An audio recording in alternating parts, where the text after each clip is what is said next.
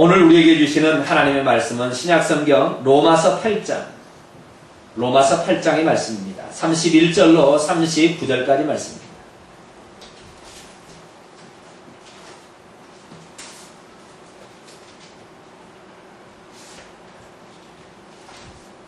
로마서 8장 31절로 39절까지 말씀, 신약 250면에 있습니다. 저와 여러분이 한 절씩 읽도록 하겠습니다. 그런즉 이 일에 대하여 우리가 무슨 말하리요? 만일 하나님이 우리를 위하시면 누가 우리를 대적하리요? 자기 아들을 아끼지 아니하시고 우리 모든 사람을 위하여 내어주십니다. 어찌 그 아들과 함께 모든 것을 우리에게 은사로 주지 아니하시겠느냐? 누가 능히 하나님의 택하신 자들을 송사하리요? 의롭다 하신 이는 하나님이시니 누가 정죄하리요? 주시고 나니라 다시 살아나시는 그리스도 예수시니 그는 하나님 우편에 계신 자요 우리를 위하여 강하신 자십니다. 누가 우리를 그리스도의 사랑에서 끊으리요? 환난이나 곤고나 핍박이나 기근이나 적신이나 위험이나 칼이랴. 비록 가 우리가 주의 주를 위하여 죽임을 당게 되며 도살할 양같이 여김을 받았나이다 함과 같으니라. 그러나 이 모든 일에 우리를 사랑하신 이로 말미암아 우리가 넉넉히 이기느니라. 내가 확신하노니 사망이나 생명이나 천사들이나 권세자들이나 현재일이나 장래일이나 능력이나 같이요. 높음이나 깊음이나 다른 아무 피조물이라도 우리를 우리 주 그리스도 예수 안에 있는 하나님의 사랑에서 끊을 수 없으리라. 아멘. 기도합니다. 하나님 감사합니다. 이 시간에 끊을 수 없는 하나님의 사랑을 듣고자 합니다. 주께서 우리를 얼마나 사랑하셨는지 깨닫고 그 사랑에 통하여서 이후의 삶을 승리하며 살아갈 수 있도록 도와주옵소서. 저희들이 듣겠나이다 말씀하여 주옵소서. 우리 주 예수 그리스도의 이름으로 기도하옵나이다. 아멘. 오늘 이 시간에는 끊을 수 없는 하나님의 사랑이라는 제목으로 말씀을 살펴보기를 원합니다. 하나님께서 사람을 구원하실 때에 우리 로마서에서는 5단계로 사람을 구원하고 있음을 얘기합니다. 우리 30절 말씀을 우리 한번 읽어보도록 하겠습니다. 시작. 또 미리 정하신 그들을 또한 부르시고 부르신 그들을 또한 의롭다 하시고 의롭다 하신 그들을 또한 영화롭게 하셨느니라. 아멘. 여기 보니까 미리 정하신 그들, 다시 말해서 하나님의 미리 예정하심이 첫 단계입니다. 만세전에 하나님은 우리를 구원하시기로, 하나님의 생명을 주시기로, 하나님의 자녀들이 되기로 예정하셨습니다. 이것은 과거에 하나님이 하신 일이고, 그 다음에 현재 하신 일은 세 단계입니다. 첫째는 부르셨다 얘기하고 있죠. 그래서 두 번째 단계는 부르심의 단계입니다. 우리를 소명하는 것이죠. 그래서 너가 예수 그리스도를 믿을 수 있도록, 우리가 믿을 수 있도록 부르시는 단계. 그 다음에 세 번째 단계는 의롭다 하심을 얻는 단계죠. 그리스도의 구속으로 말미암아 의롭다 하심을 얻는 이 단계가 세 번째 단계가 되겠습니다. 그리고 네 번째 단계는 여기에는 나와 있지 않지만 거룩하게 하시는 단계가 있습니다. 로마서 5장 12절부터 8장까지는 대부분이 다 거룩해 하시는 하나님의 성령의 역사를 얘기하고 있습니다. 이 거룩해 하심, 생명 주는 영의 역사로 말미암아 우리의 혼이 변화되어서 그리스도의 성품이 되어가는 이 과정, 이게 바로 거룩해 하시는 역사시죠. 마지막에 5단계는 영화롭게 하시는 단계인데 우리의 몸이 그리스도의 몸과 같은 부활체가 되는 단계, 이 단계가 바로 영화롭게 하심의 단계입니다. 그래서 우리는 예정하심, 부르심, 의롭다 하심, 거룩해 하심, 영화롭게 하심이라는 이 5단계에 걸쳐서 구원을 얻게 하십니다. 우리는 지금까지 4단계까지 지금 가고 있는 것이죠. 그래서 우리는 거룩해 하심을 입은 그 단계에 지금 도달하고 있습니다. 데살로니가전서 4장 7절 말씀 보면 하나님이 우리를 부르심은 부정케 하심이 아니요 거룩해 하심이니 이렇게 얘기하고 있습니다. 데살로니가전서 5장 23절에도 그리스도께서 강림하실 때에 우리의 영과 혼과 몸이 흠없게 보존되기를 원한다. 그래서 우리가 그날 그때에 정말로 거룩하게 되어지도록 나타나기를 힘쓰는 사람이 되어야 되겠습니다. 그래서 이 하나님께서 우리를 거룩해 하시는 생명의 역사가, 생명 주는 영의 역사가 있는데 이 생명 주는 영의 역사를 이루도록 하시는 근간이 뭐냐면 하나님의 사랑의 바탕에서 이것이 이루어진다는 것입니다. 하나님께서 우리를 어떻게 사랑하셨는지 그 사랑하심이 있었기 때문에 이렇게 우리가 5단계의 구원을 이루러 갈 수 있다는 것이죠. 하나님이 우리를 이렇게 구원하시면 하나님이 의로워서도 아니고 하나님이 거룩해서도 아니고 하나님 우리를 사랑하시기 때문에 그 사랑의 바탕에서 우리가 이런 과정의 은혜를 받을 수 있다는 것이죠. 그래서 사도 바울은 얘기합니다. 우리 38절로 39절 말씀을 다시 한번 읽도록 하겠습니다. 시작.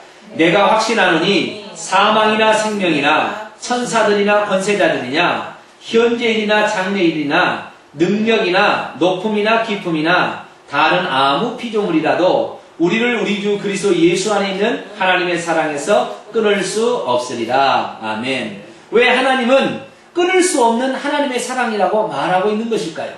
그것은 이 하나님의 사랑이 우리 자신으로부터 나온 것도 아니고 우리들에 의한 것도 아닙니다. 그러니까 우리가 사랑해 달라고 하나님께 요청한 것이 아니라는 거예요. 우리가 만약에 요청했다고 한다면 하나님께서 사랑할 수도 있고 안 할 수도 있는 거예요. 사랑하다가 버려버릴 수도 있다는 말이죠. 그래서 이 하나님의 사랑이 우리에게 부은바 되었는데 이 하나님의 사랑이 우리에게 부은바 된 것이 이것이 우리들의 요청에서 우리들로부터 나온 어떤 것에 의해서 하나님이 그런 국민의 마음을 품고 된 것이 아니라 우리가 세상에 존재하기 전부터 하나님의 기저에 그 하나님의 사랑이 있었던 것이죠. 그래서 이 하나님의 사랑은 하나님 자신의 사랑에서 비롯되었기 때문에 그것을 끊을 수 없다는 것입니다.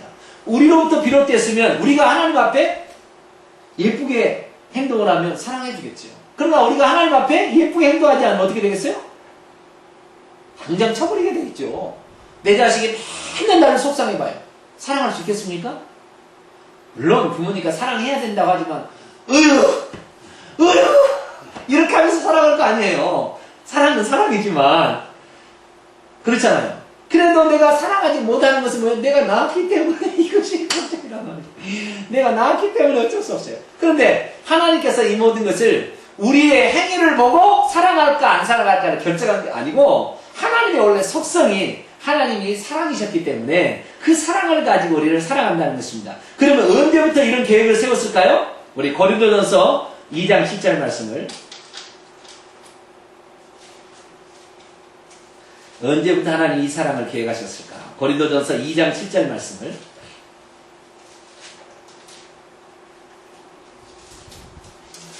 시작.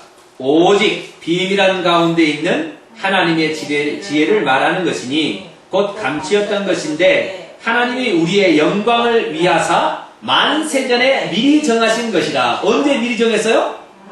만세전에 온 우주 만물을 창조하기도 전에 우리를 사랑하실 것이라고 정해버렸대요. 우리가 정해달라고 요청했나요? 우리는 존재할 줄 알았어요. 근데 하나님께서 그런 마음을 품었다는 것입니다. 이것을 에베소서 1장에는 이렇게 얘기합니다. 우리 에베소 1장으로 넘어가 봅니다.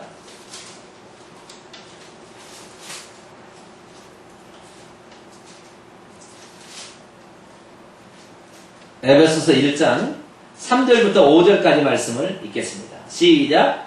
찬송하리로다. 하나님 곧 우리 주 예수 그리스도의 아버지께서 그리스도 안에서 하늘에서 모든 신령한 복으로 우리를 복주시되 곧 창세 전에 그리스도 안에서 우리를 택하사 우리로 사랑 안에서 그 앞에 거룩하고 흠이 없게 하시려고 그의 기쁘신 뜻대로 우리를 예정하사 예수 그리스도로 말미암아 자기의 아들들이 되게 하셨으니 아멘. 하나님이 우리를 사랑하시는 것은 뭐냐면 그분이 기뻐하시는 뜻이래요. 그렇게 하는 것이 자신의 기쁨이래요. 그렇게 안 해도 아무 상관이 없어요. 근데 그렇게 하는 것이 아버지의 기쁨이었다는 거예요. 그러니까 우리를 누가 그리스도의 사랑에서 끊을 수가 있겠어요.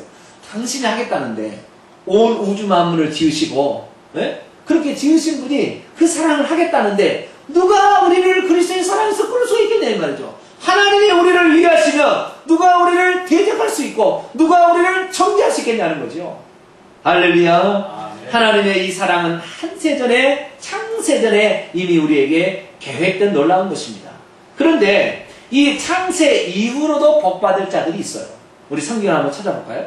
마태복음 25장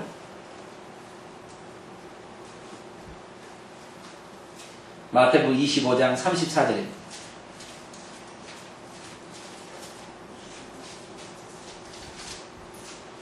마태복음 25장 34절 말씀.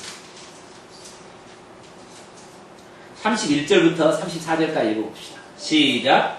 인자가 자기 영광으로 모든 천사와 함께 올 때에 자기의 영광의 보좌에 앉으리니 모든 민족을 그 앞에 모으고 각각 분별하기를 목자가 양과 염소를 분별하는 것 같이 하여 양은 그 오른편에 염소는 왼편에 두리라. 그때 임금이 그 오른편에 있는 자들에게 이르시되 내 아버지께 복받을 자들이여 나와 창세로부터 너희를 위하여 예비된 나라를 상속하라. 아멘.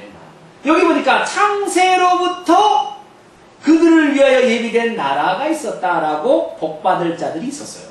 이 복받을 자들은 어떤 편에 속한 자들이에요? 양은 오른편에 양에 속한 자들이죠. 그래서 목자가 양과 염소를 분별합니다. 이스라엘 나라에 가면 양과 염소를 동시에 키워요. 동시에 키우는데 울타리 안에 저녁에 집어넣을 때는 울타리 안에 양과 염소를 동시에 집어넣습니다. 그러면 양과 염소가 거기에서 잠을 자고 아침에 나오게 될 때 양은 양대로 염소는 염소대로 다시 분리해서 끄집어 나간다는 거예요. 그런데 아침에 보면 양과 염소를 너 양 왼쪽 아니구나. 양이 어찌죠? 오른쪽이네요. 죄송합니다. 양 오른쪽 염소 왼쪽 이렇게 한다는 거예요. 그래가지고 창을 분리해가지고 이놈 데리고 나와 이렇게 데리고 나서 이 양과 염소를 다르게 하다가 또 이렇게 들어오는 거죠. 그래서 이 양과 염소를 자 이렇게 목자가 분리를 하는데 분리할 때 양은 어디에 뒀어요? 오른편에 두고 염소는 왼편에 뒀습니다. 그런데 그 비유가 뭐냐면 모든 민족을 그 앞에 모아서 분별한다는 거죠. 여기서 우리가 보통 이 마태복음 25장 31절 이하의 양과 염소를 꼭 믿는 자와 불신자들을 구별해서 믿는 자는 양에, 불신자는 어디에? 염소편에 이렇게 두는 것처럼 우리가 일반적으로 생각하기 쉬워요. 그런데 분명히 이 대상을 뭐라고 그랬어요? 모든 민족을, 모든 열방을, 열국 백성을 그렇게 나눈다 그렇게 되어 있다는 말이죠. 이거 믿는 자를 그렇게 나눈다는 게 아니고 열국 백성을, 여기서 열국이라는 민족이라는 말은 이방인을 지칭하는 말입니다. 그래서 유대인도 아니고 교회도 속하지 않는 다른 사람들을 말하는 거예요. 그래서 이 사람들을 심판할 때 이 사람들에게는 양의 편에 속한 사람들에게는 창세로부터, 그러니까 이 온 우주 만물이 지은 다음부터 예비된 또 왕국이 있다는 거죠. 그 왕국의 복을 받게 될 사람들로 그 나라를 상속받게 해주겠다라는 것입니다. 그래서 많은 사람이 생각하죠. 왜 양의 편에 그들이 속했는가? 그랬더니 35절부터 나오죠. 내가 여기는 이제 목자겠죠. 예수님이죠. 내가 줄일 때 너희가 먹을 것을 주었고 목마를 때 마시게 하였고 나그네 되었을 때 영접하였고 벗었을 때 옷을 입혔고 병들었을 때 돌아보았고 옥에 갇혔을 때 와서 보았느니라. 이에 의인들이 대답하여 가로되 주여 우리가 어느 때에 주의 줄이신 것을 보고 공개하였으며 목마르신 것을 보고 마시게 하였나이까? 어느 때에 나그네 되신 것을 보고 영접하였으며 벗으신 것을 보고 옷 입혔나이까? 어느 때에 병드신 것이나 옥에 갇히신 것을 보고 가서 배웠나이까 하니 임금이 대답하여 가라사대 내가 진실로 너희에게 이르노니 너희가 여기 내 형제 중에 지극히 작은 자 하나에게 한 것이 곧 내게 한 것이나 하시고, 여기 보니까 예수님께서 내 형제 중에 지극히 작은 자라고 그러죠. 예수님은 하나님의 생명을 받은 자를 자신의 동생 취급해서 형제라고 얘기합니다. 그러니까 여기서 내 형제라고 얘기한 것은 주의 몸된 교회를 가리키는 거예요. 주의 몸된 교회. 그러니까 예수 그리스도를 믿어서 구원받은 하나님의 자녀들, 하나님의 생명이 있는 자들을 돌보아주고 사랑해주고 옥에 갇혔을 때 도와주고 병들었을 때 찾아보고 옷도 입혀주고 먹을 것도 주고 마실 것도 주고 이렇게 했다는 거예요. 이것은 교회도 아니고 유대인도 아닌 또 다른 어떤 이방인들을 지칭한다는 것이죠. 그래서 이것의 잣대를 이 행위의 잣대로 오늘날 구원이 있는 것처럼 얘기하는 교회가 대부분의 교회죠. 그러나 분명히 여기 얘기합니다. 우리는 만세전부터 하나님의 자녀로 예정되어 있었지 창세로부터 예정된 나라를 상속받는 존재들이 아닙니다. 할렐루야. 우리는 만세전부터 이미 계획되어 있고 그 다음에 여기에 보니까 어떤 행위로 말미암아 누구에게? 주의 몸된 교회, 그 사람들에게 어떻게 돌봐주고 사랑해주고 했던 사람들에 대한 복이 따로 있더라는 것이죠. 그러면 이것은 무엇을 가리키는 것입니까? 장차 예수 그리스도께서 오시기 직전에 후 3년 반에 적그리스도의 대환란이 시작이 됩니다. 그게 될 때에 이때는 성령도 떠나가게 돼서 성령도 없기 때문에 자신의 그 믿음을 지켜야 되는데, 그때는 말이죠, 적그리스도가 666표를 받기 위해서 그 666표를 받지 않는 사람은 매매를 할 수 없게 하기 때문에 먹기도 어려운 거예요. 농사하는 것을 좀 배워놓으시는 것이 좋을 것 같아요. 네? 농사 짓는 것을 나중에 슈퍼에 가서 살 수가 없으니까, 표가 없으면. 그래서 농사 짓는 걸 배워요. 저도 요즘 여기다가 농사를 지금 조금씩 지어보고 있습니다. 왜 이게 안 자라나 그랬더니 우리 아버지가 비료 주는 것을 내가 봤는데도 잊어버렸어요. 그래가지고 비료 주는, 요소 비료를 줘야 끼가 쏙쏙 자란대요. 요소 비료를 안 줬더니 안 자라는 거예요. 그래서 요소 비료를 가면 뭐 줬나 모르겠어요. 자오지간 그렇게 해야 된대요. 어쨌든 농사 살 수가 없으니까, 그러니까 어떻게 돼요? 굶주리고 있을 때 먹을 것도 갖다 주다 이 말이죠. 그리고 예수 믿는 것 때문에 옥에 갇혀가지고 666표 안 받는다는 게 끌려가서 옥에 갇혔을 때 돌봐주다 이 말이죠. 이 사람들은 이방 사람들인데, 예수 믿지 않는 사람들인데 예수 믿는다 하는 것들을 이렇게 죽이려고 달라든다는 거죠. 그때 그게 돌본. 그러니까 이 양과 염소는 아주 특별한 때입니다. 후 3년 반이라는 아주 특별한 기간에 적그리스도의 환란 시에 예수 그리스도를 믿는 사람을 돌봐주는 이방 백성들, 이 사람들을 뭐라고 하냐면 열국이라 그런다는 거죠. 이 사람들이 살아서 천년왕국에 들어가는 거예요. 그래서 천년왕국이라는 건 우리 주님이 창세 이후로 그 나라를 준비했어요. 그래서 천년왕국이라는 것은 이 땅에 도래하는 하나님의 나라로서 그 나라에 죽어서 갈 사람들이 있고 살아서 갈 사람들인데, 살아서 갈 사람들은 두 부류가 있는 거예요. 유대인 중에 14만 4천 명이나 입맞은 자들이 살아서 제사장으로 들어가고, 그 다음에 열국 백성들이 그 나라의 백성으로 들어가고, 우리 교회에 이기는 자들은 올라가서 그리스도와 더불어서 공동 왕이 돼서 통치를 하게 되고, 이기지 못한 자는 전부 죽어서 어딥니까? 슬피 울며 이를 가는 그 어두운 곳에 내어 쫓깁니다. 그래서 그리스도의 극소수만이, 그리스도인들 중에 극소수만이 어린 양의 혼인잔치에 그리스도와 더불어서 공동 왕이 되어서 나라를 다스린대요. 나라를 다스리려면 백성이 있어야 다스릴 거 아니에요. 왕들만 있으면 또 뭔 소용이 있겠어요. 너도 왕 나도 왕이면 뭐요. 백성이 있어야 될 거 아니에요. 이 백성들이 바로 그렇게 해서 들어오는 백성들. 그래서 이 사람들은 어때요? 창세로부터 예비된 나라 천년왕국의 누림에서 깨끗이 끝나는 거예요. 그리고 저 새하늘과 새 땅에 들어가서는 그 예루살렘 성에 참여할 수가 없는 자들입니다. 그렇지만 그래도 이 천년왕국을 참여하고 새하늘과 새 땅에 들어갈 수 있다는 것에 대해서는 무지장 복받을 자들이지요. 그렇지만 우리는 할렐루야, 만세전에 할렐루야, 우리가 예수 그리스도를 믿게 된다는 것이 만세전에 계획해가지고 어떻게 내가 예수를 믿냐 이 말이죠. 오늘다가 다시 예수 믿으라고 절대 안 믿습니다. 그냥 믿는 것이 아니라니까요. 아무리 얘기해봤자 쓸데없는 소리라고, 애들하고 행복하게 살면 되는 것처럼 이렇게 생각한다 이 말이죠. 우리는 어찌 되었길래 이 그리스도께서 십자가에서 죽은 것이 나를 위해 죽었다는 사실이 믿어지고 말이죠. 성령이 나를 이끌어가서 천국까지 인도한다는 사실이 믿어지다 이 말이죠. 이 믿어진다는 이 놀라운 역사는 언제부터 계획이 됐어요? 만세전에 온 우주 만물이 창조되기 전에 미리 하나님의 아들을 또 예정에는 그 구원의 반열에 우리가 들어서 지금 여기 이 자리에 있습니다. 할렐루야. 그러니 우리는 얼마나 복을 받는 자리예요. 그 하나님께서 그것을 만세전에 계획하신 것이 바로 하나님의 사랑의 기저위에 됐다는 거예요. 하나님의 사랑이 그 바탕이 돼서 우리를 그렇게 예정해놨기 때문에 누가 거기를 거부시겠냐. 하나님이 하시겠다는데 누가 뭐라고 그랬어? 아무도 할 사람이 있어. 오야복맘입니다. 할렐루야. 아니 그렇게 하시겠다는 게 어떻게 하겠어요, 하나님께서. 그래서 하나님께 만세전에 이렇게 우리를 복을 주시려고 예배했다는 사실에 감사하시게 되기를 바랍니다. 그래서 하나님의 사랑은 우리에게 이렇게 거저주시는 하나님의 사랑이지만, 그러나 그 하나님의 사랑의 대상이 우리가 되기까지는 하나님의 엄청난 희생이 우리에게 있었습니다. 오늘 본문 말씀으로 다시 돌아오겠습니다. 32절 말씀 읽겠습니다. 시작. 자기의 아들을 아끼지 아니하시고 우리 모든 사람을 위하여 내어주시니가 어찌 그 아들과 함께 모든 것을 우리에게 은사로 주지 아니하시겠느뇨. 아멘. 자기의 아들을 아끼지 아니하시고 우리의 속죄제물로 희생제물로 예수님을 하나님께서 내어주셨다 이렇게 얘기합니다. 로마서 5장 8절에도 우리가 아직 죄인 됐을 때 그리스도께서 우리를 위하여 죽으심으로 하나님께서 우리에 대한 자기의 사랑을 확증하셨느니라. 여기에 사랑이란 말은 헬라어 원어를 찾아보면 아가페를 손으로 비유하면 이런 거예요. 여기서 딱 있잖아요. 여기가 아가페라고 딱 써요. 손등에 아가페라고 딱 쓰였어요. 그 손등을 딱 뒤집어 보면은요, 희생이라고 쓰였어요. 다시 뒤집으면 이게 아가페예요. 희생 없는 사랑은 아가페 사랑이 아닙니다. 우리를 하나님이 사랑하시려고 했는데 우리가 마귀의 말을 들어서 결국에 죽게 될 수밖에 없었죠.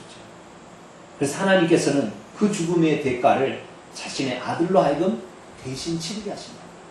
그래서 우리가 마귀에 빼앗긴 것을 다시 되사서 리딩이죠.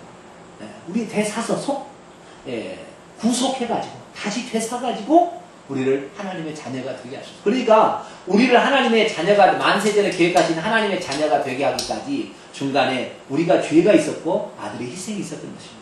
이 두 가지가 가운데 있어서 결국에 하나님이 사시는 것이지 하나님도 법을 어겨가며 살 수는 없는 거예요. 하나님이 아무리 사랑이 깊다 하지만 그 사랑을 강제로 집행할 수는 없는 것입니다. 반드시 근거가 있어야 되는 것이죠. 그래서 결국에 하나님께서는 왜요? 그 아들을 십자가에서 죽이기까지 그 희생의 대가를 치른 다음에 결국에 우리를 구원하셨다는 사실을 우리가 알아야 됩니다. 그러니까 우리의 구원 가운데 하나님의 그 엄청난 고통과 희생이 있다는 사실을 아는 사람만이 하나님의 사랑을 진정 아는 사람이라는 거죠. 단지 하나님이 나를 구원하기 위해서 십자가에 죽어 아들을 죽게 해서 우리를 사랑하셨다 이렇게 고백하는 것이 아니라 그 사랑이 내 피부 뼛속까지 쏙쏙쏙 들어와서 아버지의 사랑이 느껴지게 될 때 비로소 우리는 아버지의 사랑이 우리에게 받을 만한 자격이 있는 사랑으로 바꿔지는 거예요. 객관적이 아니라 주관적으로 그렇게 바꿔져야 되는 거죠.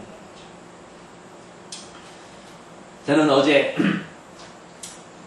참으로 제가 몇 분 동안 침묵을 지킨 일이 있었어요. 어제 중국 검사가 나가지고 오늘부터 인테리어를 하려고 그렇게 연락을 했더니 절대 안 된다는 거예요. 잔금을 지불하지 않으면 인테리어 공사를 할 수 없답니다. 법적으로는 그렇게 된다. 그런데 그 법을 지키는 사람은 아무도 없습니다. 우리 제일프라자 옆에 센타프라자라고 있지 않습니까? 거기에 본부장님께 여쭤봤더니 거기에서는 중공검사가 나기 15일부터 20일 전에 이미 인테리어를 들어가겠대요. 그래서 중공검사가 떨어지자마자 개원하는 것이 직과입니다.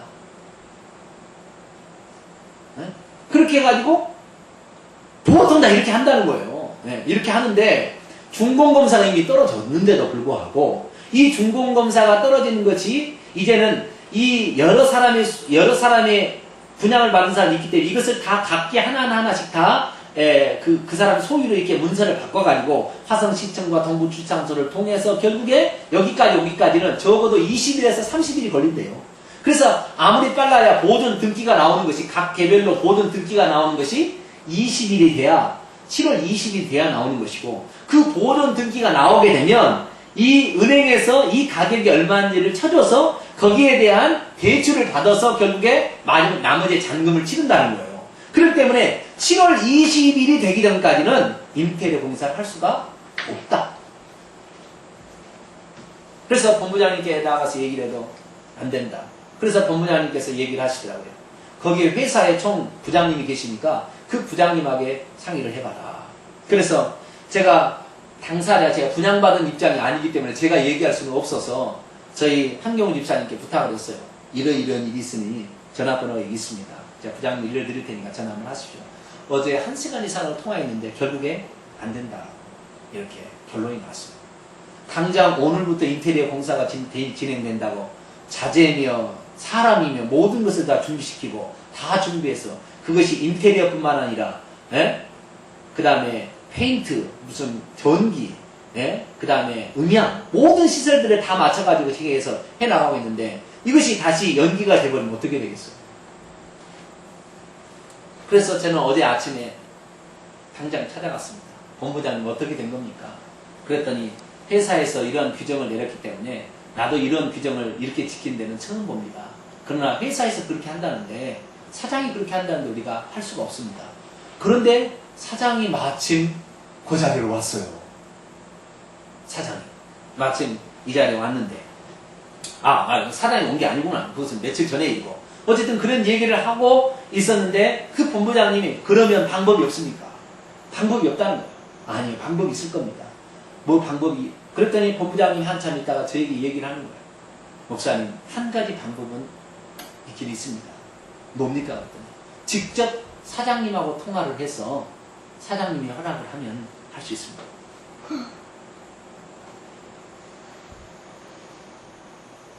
직접 사장님하고 해봐요. 근데 그 밑에 중견 간부는 사장님의 대변인인데 그 사람이 죽어도 안 된다고 했는데 사장님께 얘기를 한다고 해서 될 것 같지도 않은 상황이지만 그래도 한 가닥의 희망은 마지막 희망이 한 가지 남아있지 않습니까? 제가 이 전화를 할 것인가 말 것인가 본부장님이 얘기했을 때 이 전화를 할 것인가 말 것인가 그 얘기를 듣고 많이 고민했어요. 그 자리에서 주여 내가 여기서 전화를 해야 되겠습니까? 말아야 되겠습니까? 한참을 고민하다가 주여 주의 몸된 교회를 위한 일이라면 제가 모욕을 당한다 할지라도 전화를 한번 하겠습니다. 그리고 수화기를 들었습니다. 전화를 안 받아요. 그래서 좀 있다가 다시 또 전화를 했더니 두 번째 전화하니까 전화를 받아요. 그래서 사실 제가 이마 전화해서 제가 전화를 드렸습니다. 모든 규정과 절차에 문제가 있고 그리고 당장 인테리어를 들어갈 수 없다는 사실을 내가 너무도 잘 압니다. 그러나 교회 행사가 이제 또 13일로 맞춰져 있고 이렇게 쭉쭉 맞춰져 있기 때문에 어른들한테 얘기도 해놨고 또 교회 인테리어도 이렇게 지금 한다고 얘기가 되었는데 이렇게 20일 이렇게 계속 믿어지게 되면은 도저히 안 됩니다. 어떻게 할 수 있는 방안은 없겠습니까? 그렇게 얘기했더니 그 사장님이 하시는 얘기가 그렇게 해드리고 싶은 마음이 있다 할지라도 그렇게 할 수는 없습니다. 왜냐하면 여기에서 이 건물이 내 건물이 아니라 여러 사람이 딱지를 받아가지고 만들어서 하나를 내가 사가지고 이것을 만들기 때문에 내 자유로 할 수 있는 것이 아닙니다. 그러면서 할 수 없다는 거예요. 그래서 진짜 할 수 없습니까? 다시 물었어요. 진짜 할 수 없습니다. 그래서 알겠습니다. 그리고 전화를 끊었습니다. 이제 모든 것이 이제 안 될 것처럼 상황이 사장까지 최고의 권자가 안 된다 했으니 안 되는 거예요. 된 거예요. 그런데 그때 무슨 일이 있었냐? 그때 갑자기 우리은행 지점장님이 왔습니다. 우리은행 지점장님이 왔는데 그 우리은행 지점장님이 뭐 때문에 왔냐면 우리은행에서도 2층에 인테리어를 해놔야 될 거 아니에요. 근데 거기도 오늘부터 하기로 자기들 내기를 세웠나 봐요. 그래가지고 와가지고 인테리어를 하겠다고 인테리어 업자들이 와서 차시수를 재고 다 뭐 이렇게 한 거예요. 그래가지고 이것이 다시 사장에 또 보고가 된 겁니다. 그러니까 사장이 안 된다 할 수가 없는 거예요. 왜 안 된다 할 수가 없냐면 그 모든 이 건물에 대한 이 주은행, 주거래은행이 우리은행이고 우리은행에서 대출을 해줘야 나머지가 다 이게 분양 그 하나의 서류들이 다 집집마다 나오기 때문에 우리은행한테 거부를 할 수가 없는 일이에요. 거부를. 나한테는 거부를 했지만 우리은행한테는 거부를 할 수가 없는 거예요. 거기에서 모든 일을 추진하기 때문에. 그래서 우리은행한테 안 된다 막 하다가 결국에 막 신랑이가 보태서 그러면 해라! 뭐 이렇게 돼버린 거예요. 그러던 찰나에 본부장님이 다시 전화를 탁 들었다는 거예요. 목사님, 우리은행도 된다는데 교회는 안 되겠습니까? 그러면 교회도 해라! 할렐루야! 그래가지고 우리은행이 됐는데 우리은행이 그래가지고 그 된다 안 된다 막 얘기가 되니까 우리은행에서 너무 화가 났나 봐요. 인테리어 하지 마라. 그래가지고 내일부터는 우리 교회만 인테리어 하게 됐습니다. 우리만 내일부터 인테리어 한다니까요. 우리는 안 합니다. 좀 필요가 또 생겼나 봐요. 그래가지고 자꾸지가 우리만 내일 인테리어를 하게 됐어요. 할렐루야. 안 된다 했어요. 그런데 제가 그 전화를 이렇게 하기 전에요. 참, 만감이 교차되더라고요. 내가 과연 여기에서 내가 아쉬운 사람이잖아. 그렇지 않습니까? 내가 아쉬운 사람인데 아쉬운 소리를 해야 된다는 것이 한편으로는 자존심도 상하고, 응? 그렇지만, 그리고 내가 또 분양권자도 아니잖아. 그렇지만 내가 할 수 있는 일이 목사님께서 전화를 하시면 가능성이 있다는 그 본부장의 말 한마디. 그리고 최고권자니까 한번 얘기해 보십시오. 그렇게 해서 그 얘기를 추진했는데 그 얘기까지는 전화 끝날 때까지는 완전히 안 됐는데 전화 끝나고 몇 분 안에 척척척 진행이 되어버렸어요. 그래가지고 오늘 거기에 이 소장님이 지금 부임을 했는데 얼마나 믿음이 좋은 소장님이 오셨어요. 그래서 내일 의자도 들어가 다 그래서 예치금도 다 오늘 드리고 소리가 다 완료돼서 내일부터 인테리어가 들어가고 우리가 그냥 되는 건 없어. 안 된다고 했어요. 저한테도 안 된다고 했는데 안 되니까 딴 세력을 우리 은행을 들이테니까 안 될 수가 없는 겁니다. 할렐루야. 내가 안 되니까 하나님께서 다른 사람을 보내서라도 되게 만들게 합니다. 할렐루야. 우리가 정말로 이 아버지께서는 말이죠. 우리의 이 희생을 아세요. 네가 전화할 수도 있고 안 할 수도 있는데 네가 전화를 했다는 것에서 주님의 음성이 내 마음에 울려 퍼지는 거예요. 네가 교회를 위한 일이라면 어떠한 수치와 모욕도 당하려는 그 마음을 내가 알았다. 그러신 것 같아요. 우리 하나님께서. 그래서 이렇게 내일부터 우리 교회만 인테리어를 들어가게 돼서 아마 제일 먼저 들어가는 이런 교회가 될 것 같아요. 어쨌든 이 모든 일을 보면 하나님께서 말이죠. 하나님께서 우리에게 사랑을 베풀 때 그저 아니었다는 거예요. 아들을 십자가에서 죽이는 처절한 그 고통이 있었다는 것입니다. 예수 그리스도께서 십자가에 못 박혔을 때 6시간 십자가에 못 박혔는데 앞에 3시간은 사람들로부터 버림당한 시간이에요. 조롱하고 멸시하고 침뱉고 막 하는 3시간이었고 12시에 하나님 어찌하여 나를 버리십니까? 예수 그리스도께서 탄생하기 전부터 예수 그리스도는 아버지와 함께 계셨고 이 땅에 올 때도 아버지와 함께 있었어요. 공생기간에 나를 본 것은 아버지를 본 것이고 내가 하는 말이 아버지께서 내 속에 계셔서 하시는 말씀이다. 아버지와 한 번도 떨어져 본 적이 없었던 아들. 그런데 12시부터 오후 3시까지 아버지도 그를 버려야 했습니다. 네. 그 죄에 대한 처벌을 그가 당해야 돼요. 이게 바로 구약시대 보면 레위기 16장에 나오는 아사셀 양의 비유예요. 광야의 무인 지경에 이르러서 그를 버려야 됐어요. 2마리의 양이 속죄일날 드려지는데 한 마리 양은 잡아서 피 흘리고 한 마리 양은 무인 지경에 이르러서 양을 놓습니다. 그러면 또 한 마리 양은 아무도 없는 광야에 가서요. 매 우는 거예요. 뜨거운 태양 볕에 아무도 그를 찾아오는 사람도 없고 그래서 그를 놓고 그냥 훅 와버리기 때문에 이 양은 그 광야의 사막에 헤매이다가 결국에 혓바닥이 나와서 혓바닥을 이 모래에다가 착 쳐묻고 죽는 거예요. 그 버려지는 아사셀 양처럼 예수님이 버렸다는 거죠. 내가 버려진 거는요 죽지만 자기 자식을 버린다는 거. 우리 사람 같지 않잖아요. 하나님은 또. 한 번도 떨어져 본 적이 없는 성부, 성자, 성령의 그 서로 상호 내지하는 이 관계에 있었을 때 아버지도 그 아들을 보여야 해요. 왜? 죄의 대가를 지불하려고. 그래서 우리를 구원하신 겁니다. 할렐루야. 우리가 거저 지금 된 것이 아니에요. 아버지의 그 아들을 아버지 어찌하여 나를 버리십니까? 아들이 외쳤을 때 귀를 막아야 했던 아버지 상황을 참담한 상황을 생각해 보십시오. 그러지 않으면 이 인간들을 내가 사랑하려고 만들었기 때문에 이 자들에게 내 사랑을 전할 수 없기 때문에 나는 내 아들을 이렇게 버려서라도 내가 너희들을 사랑하겠다 하면서 그 사랑을 베푸신 것이 바로 아버지의 사랑입니다. 할렐루야. 그래서 그 아버지의 사랑을 우리가 받았으니 어떤 것이 아버지의 사랑에서 그 아들을 내어주면서까지 우리를 사랑했는데 무엇이 우리를 아버지의 사랑에서 끊을 수 있겠는가. 할렐루야. 그것이 바로 우리에게 얘기하고 있는 것입니다. 자, 다시 한번 우리가 읽어보도록 합니다. 35절 말씀 읽습니다. 시작. 누가 우리를 그리스도의 사랑에서 끊으리요. 환난이나 곤고나 핍박이나 기근이나 적신이나 위험이나 칼이야. 36절 계속해서요. 기록된 바 우리가 종일 주를 위하여 죽임을 당케 되며 도살할 양같이 여김을 받았나이다 함과 같으니라. 아멘.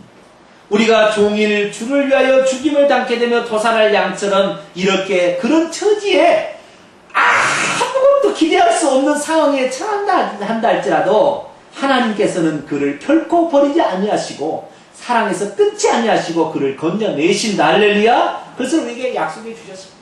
그래서 우리가 그 그리스도의 사랑 때문에 오늘 이 자리에 있고 우리가 하나님의 사랑을 지금 받고 있는 것입니다. 그 사랑이 아닌들 우리가 어찌 하나님께 지금 예배드릴 이방인들 택도 없는 이야기입니다. 우리가 어찌 하나님의 나라의 반열에 들어가 있냐 이 말이죠.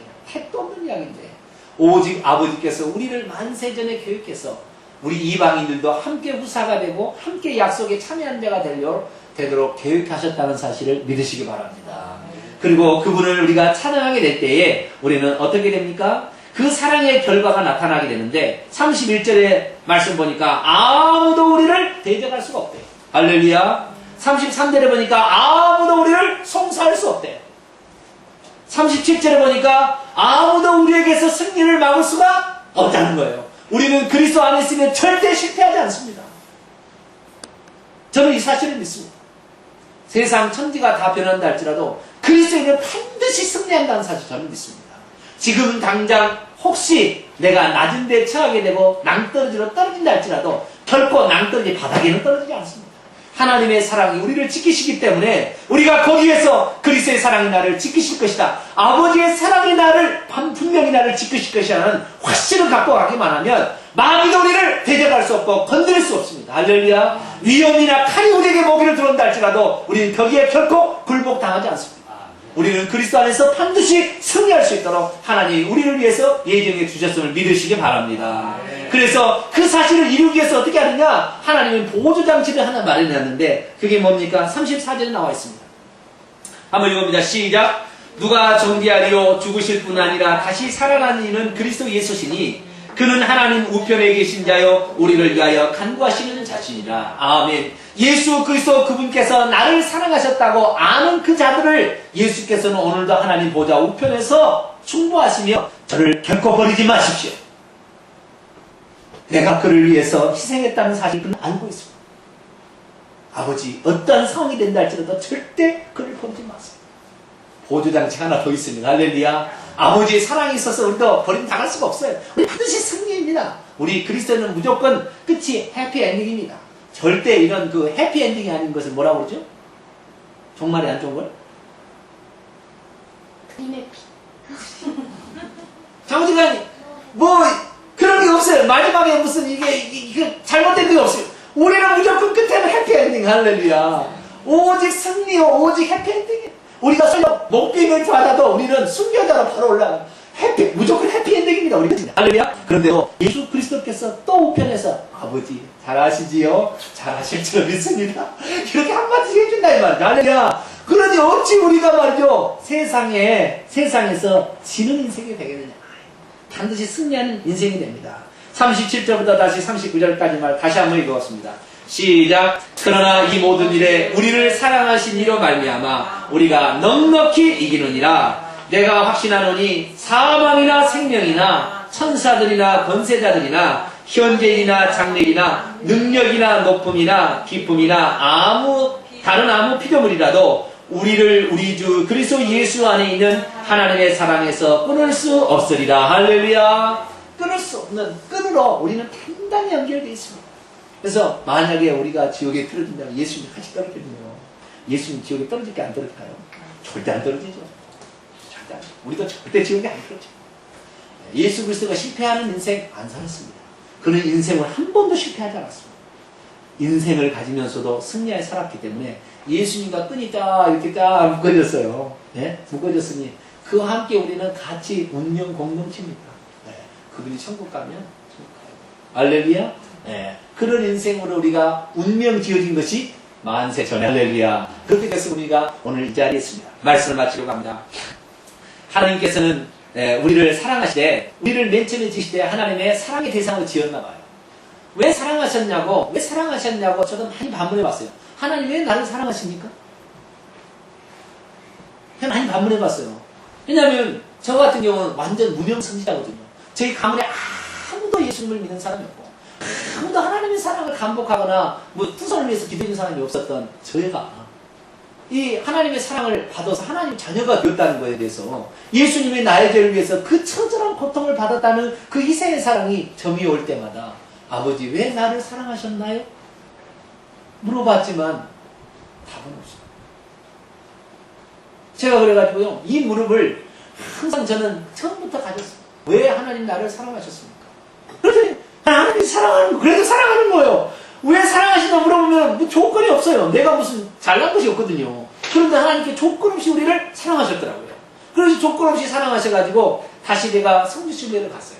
그래가지고 골고다의 언덕에 이렇게 올라가는데 어제 제가 이 만감이 교차되는 여러 가지 사건들을 경험했잖아. 짧은 순간이었지만 참 복잡한 일이 많이 돌아갔어요. 그래가지고 어제 밤에 와서 설교 준비를 하는데 설교 준비가 잘 안 되는 거예요. 설교 준비. 그래서 그래 내가 다시 그 아버지께서 내가 수치와 모욕을 당한다 할지라도 내가 한번 마지막까지 최선을 다해버리라. 내가 했던 내 자신을 다시 한번 생각하면 그래 이것이 바로 내가 하나님 앞에 내가 골고다 언덕에 가서 골고다 언덕에서 내가 하나님 아버지께 서원한 일이 내가 죽는 한이 있더라도 내가 수치와 모욕을 당한다 할지라도 다시는 예수님을 이런 처절한 고통 가운데 다시 내가 빠지게 하지 않고 내가 십자가를 지리다며 고백을 했었거든요. 그래서 그 장면을 다시 보고 싶더라고요. 그래서 다시 동영상을 꺼내가지고 그 다음에 사진을 또 헤딩을 꺼내가지고 쫙 봤어요. 그래가지고 어제 사진을 다시 한번 찾았는데 이 사진이 바로 그 골고다 언덕에서 찍은 사진이에요. 예수님께서 이제 그 십자가를 지고 가면서 이렇게 한 사진이 바로 이 골고다 언덕에서 찍은 이 사진인데요. 제가 이 골고다 언덕에서 얼마나 많이 울었는지 모릅니다. 다시 또 물었어요. 예수님, 아버지, 왜 나를 사랑하셨습니까?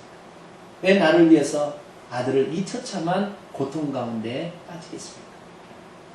그러면서 이렇게 해가지고 얼마나 많이 울었던지 온 눈이 뻘게, 나중에 사진 보세요. 네? 온 눈이 뻘개가지고 완전히 그런 상태에서 이 사진이 찍혔어요. 이 사진이. 이 사진 보면 알 거예요. 그래서 내가 다시 한번 아버지의 사랑을 다시 한번 생각했어요. 그래요. 그리고 제가 이 골고다 언덕을 지나서 이제 예수님께서 십자가 못 박힌 장소를 지나서 성묘교를 지나가지고 어디로 가냐면 이제는 통곡의 벽으로 갑니다. 이 성지순례 순서가 그래. 통곡의 벽에 가면 아직까지 남아있는 헤롯 대왕이 지은 그 성벽이 지금까지 남아있는 조그만 부분이 있어요. 그 유대인들이 거기 가서 지금도 다시 성전이 회복되기 위해서 기도하는 자리가 통곡의 벽인데 통곡의 벽에 가봤더니 전부 다 그 통곡의 벽 사이다가 종이를 다 꽂아놓은 거예요. 종이를 막 기다 꽂아놓은 거예요. 뭘 꽂아놨냐 물어봤더니 자신의 소원을 거기다가 꽂아놓으면 소원이 이루어진다는 뭐죠? 그 이때요, 잠시가. 그런 게 있대요. 그래가지고 인터넷 사이트에 뭐가 유명하냐면 대신 소원을 적어가지고 거기다가 꽂아주는 일을 하고 돈을 받는 인터넷 사이트가 있어요.